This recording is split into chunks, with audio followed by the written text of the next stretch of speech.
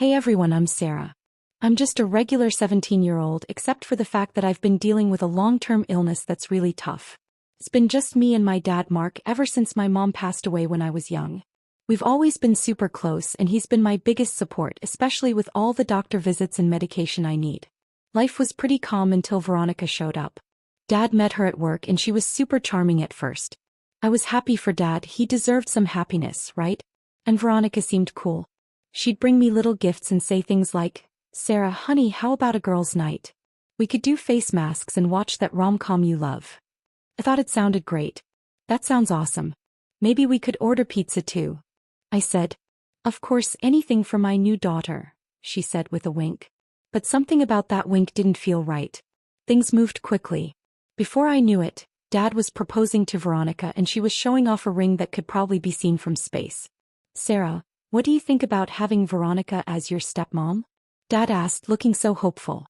I forced a smile and said, "If she makes you happy, Dad, then I'm happy." The wedding was small, just close friends and family. Afterward, Veronica moved in and I tried to get along with her. We'd have family dinners where she'd ask about school, but it always felt a bit strange. "So, Sarah, how's that science project going?" she'd ask. "It's good, still working on the hypothesis," I'd reply. "Well, don't stress too much. It's not like you're curing cancer," she'd say with a laugh that didn't seem genuine. Then one night I woke up with terrible pain. It was unbearable. "Dad, help." I managed to yell. Dad rushed into my room looking panicked. "Sarah, what's wrong?" "Tell me," he said. "It hurts, Dad." "It really hurts," I whimpered. Veronica was at the door and said, "Mark, maybe we should wait it out. Teenagers can be so dramatic." But Dad wasn't listening to her. He picked me up and rushed me to the car.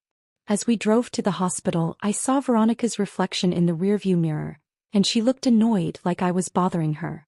In the ER, while the doctors were running tests, I overheard Dad and Veronica talking outside my room. "Mark, these hospital bills are going to be huge. Are you sure this isn't just..." Veronica started. "Just what, Veronica?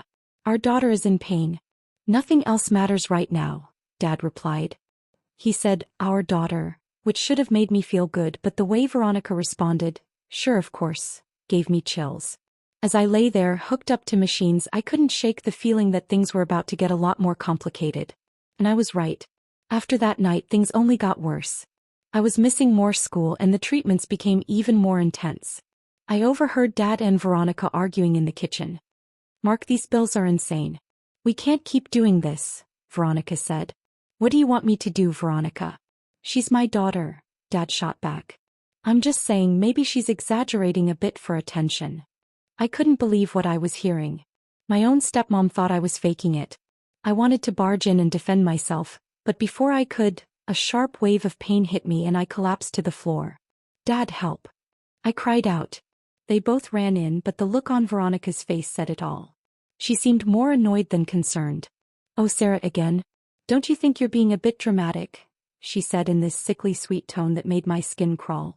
Dad looked torn. "Honey, are you sure you're not just stressed about school?" he asked. I couldn't believe it. "Are you kidding me? I can barely stand." I snapped. Just then my best friend Alex showed up, perfect timing. "Holy crap, Sarah, what's going on?" Alex rushed over to me. Veronica waved her off. "She's fine, just a little overdramatic," she said, rolling her eyes. But Alex wasn't buying it. "She looks terrible. We need to call an ambulance now." "Let's not overreact," Veronica started, but Alex was already on the phone. At the hospital, the doctors confirmed what I had been saying all along. My condition was serious and I needed regular treatment.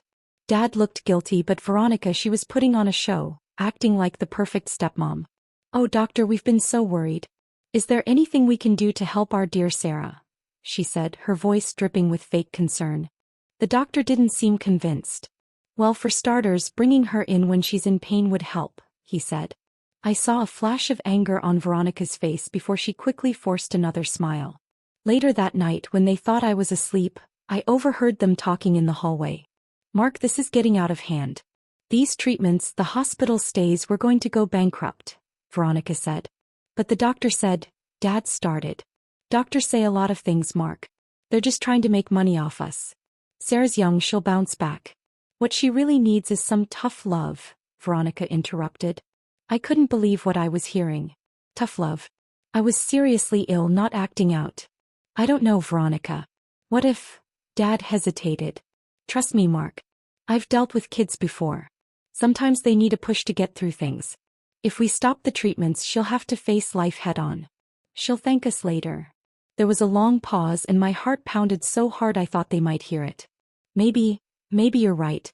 We'll try it your way, Dad said. Felt like a punch to the gut. My own dad, the one person I thought I could always rely on, was siding with Veronica. As they wheeled me out of the hospital the next day, I caught Veronica's eye.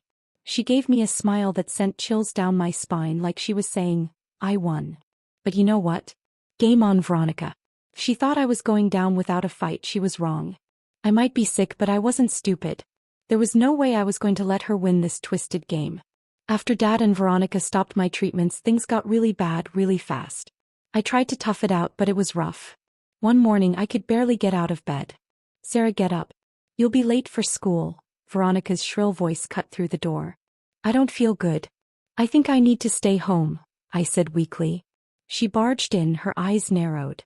Oh please, this act is getting old. Get dressed. I tried to explain, but she wasn't listening. As I stumbled down the stairs, Dad looked worried. Honey, are you okay? Maybe you should stay home. Veronica jumped in before I could respond. Mark, remember what we talked about? No more coddling. Dad's face hardened. Right, Sarah, toughen up. You can't miss any more school.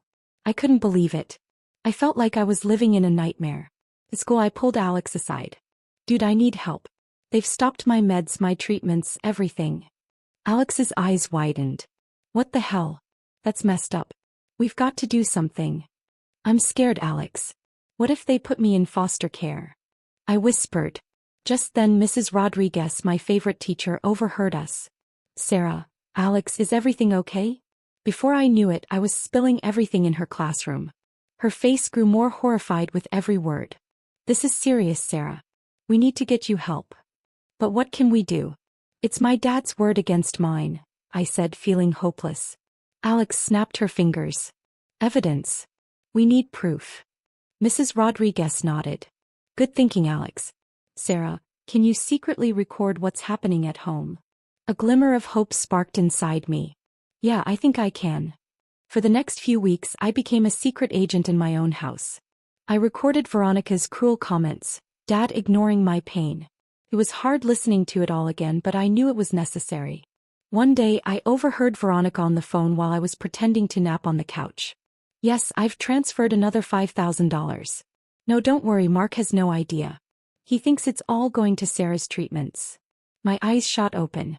She was stealing from us. I quickly hit record on my phone, praying she wouldn't notice. Of course, I'll be careful. These idiots suspect nothing. I'll have the account drained in no time. I felt sick, and not just because of my illness. How could Dad not see through her? The next day at school, I told Alex and Mrs. Rodriguez everything. She's stealing money too. This is insane, Alex said, furious. Mrs. Rodriguez looked serious. I've contacted your previous doctors. They're appalled by the situation and are willing to provide statements. I nodded, feeling a mix of relief and fear. Thanks, Miss R. I just hope it's enough. As we were planning our next move, a wave of dizziness hit me. The room started spinning. Sarah, you okay? Alex's voice sounded distant. I tried to respond, but my legs gave out. The last thing I heard was Mrs. Rodriguez yelling for someone to call 911. I woke up in the ER again. Dad was there, looking scared and confused. Veronica, as usual, was trying to charm the doctor. Oh, you know how teenagers are, always so dramatic. I'm sure it's just stress from school, she said. The doctor wasn't having any of it. Mrs. Thompson, your stepdaughter's condition is extremely serious. Without proper treatment, she could. Now, let's not exaggerate. Mark and I know what's best for our Sarah, Veronica interrupted. I saw something change in Dad's face. It was like he was finally seeing Veronica for who she really was. But before he could say anything, I felt myself slipping away again. As I drifted in and out of consciousness, I heard Alex's voice. Don't worry, Sarah. We've got the evidence. We'll fix this. Just hang on. I wanted to tell them everything, the stolen money, the lies. But the darkness pulled me under. My last thought was, Please let this plan work. I can't take much more of this. When I woke up again, I felt like I'd been hit by a truck. Dad was by my side looking like he had aged 10 years overnight. There was no sign of Veronica. Guess she finally flew off on her broomstick. Sarah, baby, I'm so sorry. I should have listened to you, Dad said, his voice thick with regret. Before I could respond, the doctor stormed in, furious. Mr. Thompson, your daughter's condition is critical. The lack of treatment is borderline criminal neglect. I'm obligated to report this to the authorities. Dad looked like he was about to faint. I didn't know. My wife said. That's when Alex and Mrs. Rodriguez burst in like they were leading a rescue mission. We've got proof. Alex shouted, waving her phone. Mrs. Rodriguez, always the calm one, stepped forward. Mr. Thompson, Sarah's been documenting everything. The neglect, the verbal abuse, and the financial fraud. Dad's eyes nearly popped out of his head. Financial fraud? What are you talking about? Alex played the recordings on her phone. Veronica's voice filled the room, bragging about stealing money from the family accounts. Dad's face went from shocked to devastated. I can't believe this. Sarah, I'm so sorry. I've been such a fool, he said. Just then a nurse rushed in. There's been an accident. A woman named Veronica Thompson. My heart skipped a beat as Dad jumped up. What happened? She was in a high-speed collision, apparently trying to leave town with a large sum of cash. She's alive, but she's paralyzed from the neck down. The room went dead silent. I couldn't help but think, karma's a real thing, isn't it? Dad looked pale, like he might be sick. I need to go see her, he said. Dad, after everything she did? I asked. He shook his head. No, I need to tell her it's over and that she's going to pay for what she did to you. As he left, Alex squeezed my hand. We did it, Sarah. You're safe now. The next few weeks were a whirlwind. My treatment started again, and slowly I began to feel like myself. Dad filed for divorce faster than you could say gold digger, and the police were all over Veronica. A year later, I was packing for college, something I never thought I'd live to see. Dad knocked on my door. Need any help, kiddo? No, I got it. Thanks though, I said. Things were still a bit awkward between us, but we were working on it. And for the first time in a long time, I felt hopeful about the future. Sarah, I know I've said it a million times, but I'm sorry. I should have believed you, Dad said, his voice heavy with regret. I sighed. Dad, I get it. He played you. He played all of us. But in the end, you came through, and that's what matters. He nodded, tears welling up in his eyes. You're stronger than I ever knew. As I zipped up my last suitcase, Alex popped her head into the room. Ready to roll, college girl? I grinned. You bet. Let's blow this popsicle stand. As we loaded up the car, I couldn't help but feel grateful. Strange, right? But this whole mess showed me who my real friends were and just how strong I could be. You okay?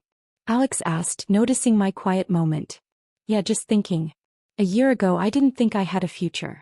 Now sky's the limit, I said with a smile. Dad gave me one last hug before we took off. You show them what you're made of, kiddo. As the story wraps up, I've got a question for you. If you were in my shoes, would you forgive your dad for choosing someone like Veronica over you? Or is that kind of betrayal too deep to get past? Drop your thoughts in the comments. I'm dying to know what you'd do. If you enjoyed this wild ride, hit that like button and subscribe for more jaw-dropping stories. Trust me, you won't want to miss what's coming next.